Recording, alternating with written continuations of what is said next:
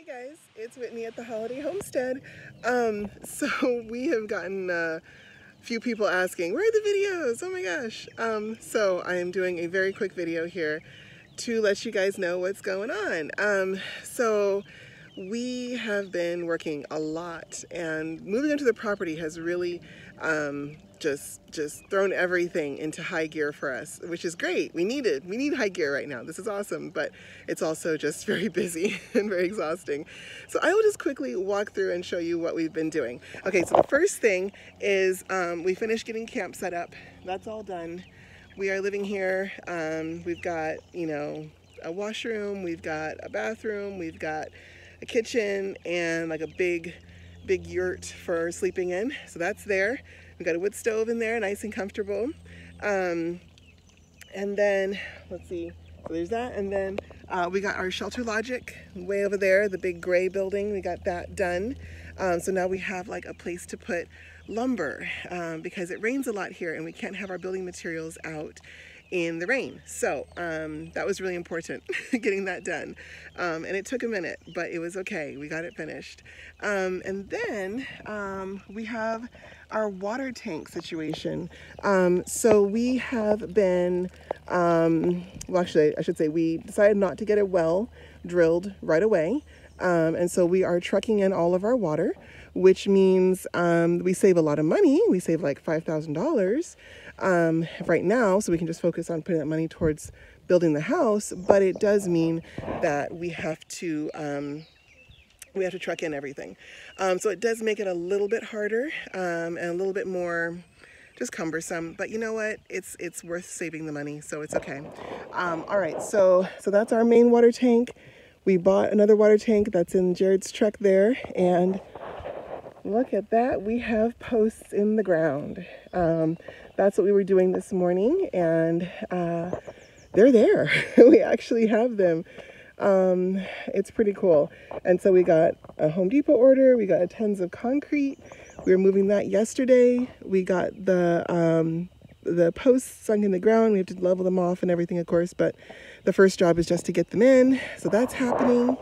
And then we built Martha May a little shelter. Actually, I'll go around this way. So one of the things we've been working on is Martha's situation. So she was in the back of my husband's truck. And that was basically how we transported her from California to here. But the problem is that we didn't have a place to put her that was safe and fenced when we're not with her. And so we had to take her with us everywhere. And I mean everywhere. Like we were taking her to church, to the grocery store, everywhere.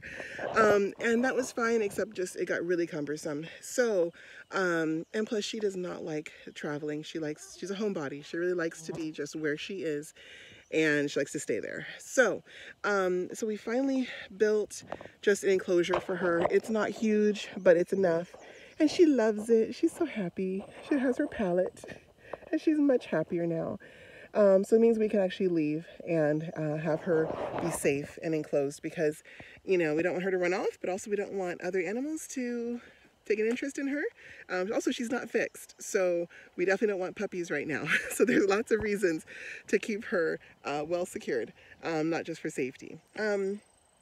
Anyway, and so here's the rest of the posts, the holes, and all the posts we're working on there.